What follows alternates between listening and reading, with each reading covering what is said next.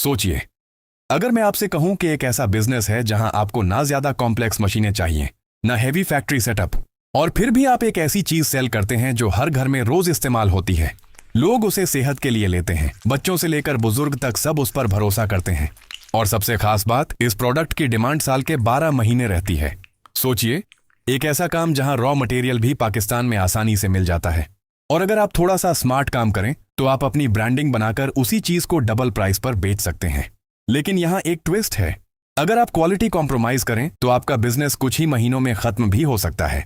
अब सवाल यह है, क्या आप सच में एक ऐसा बिजनेस शुरू करना चाहते हैं जहां मेहनत कम नहीं लेकिन रिस्क कंट्रोल्ड हो और ग्रोथ का चांस रियल हो? यह बिजनेस है हनी, यानी शहद का बिजनेस। पाकिस्तान में हनी की डिमांड बहुत हाई है, खास तौर पर नेचुरल और ऑर्गेनिक हनी की। लोग ब्रांडेड हनी लेने के लिए 1000 से 1500 रुपए पर केजी तक भी देने को तैयार हैं। अगर हम स्मॉल लेवल से स्टार्ट करें तो आपको बेसिक इन्वेस्टमेंट लगभग 2 से 3 लाख रुपए तक चाहिए होगी। इसमें आप Honey filtering unit, feeling machine और बेसिक पैकेजिंग सेटअप ले सकते हैं। फिल्टरिंग मशीन लगभग 50,000 से 80,000 रुपए तक मिल जाती है, फीलिंग मशीन 70,000 के आसपास, और बाकी खर्च बोतल्स, लेबल्स और रॉ हनी पर होता है।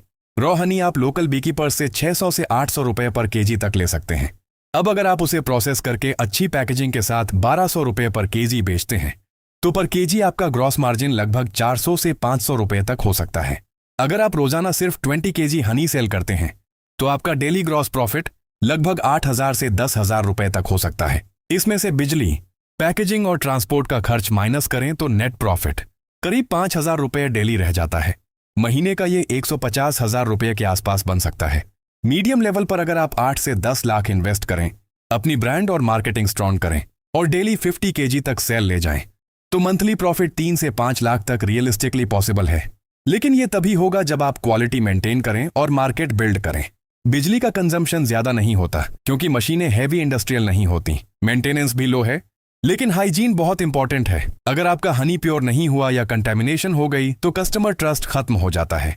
लोकेशन का रोल भी इंपॉर्टेंट है। आपको ऐसी जगह चाहिए जहां से सप्लाई चेन आसान हो, या तो बीकीपर एरियाज के पास या फिर शहर के करीब जहां डिलीवरी फास्ट हो सके।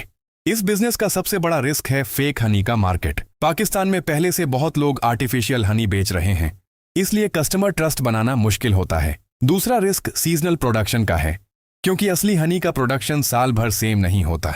लेकिन अगर आप ईमानदारी से काम करें, अपनी ब्रांडिंग स्ट्रांग बनाएं और सोशल मीडिया पर ट्रस्ट बिल्ड करें, तो ये बिजनेस धीरे धीरे एक स्ट्रांग इनकम सोर्स बन सकता है।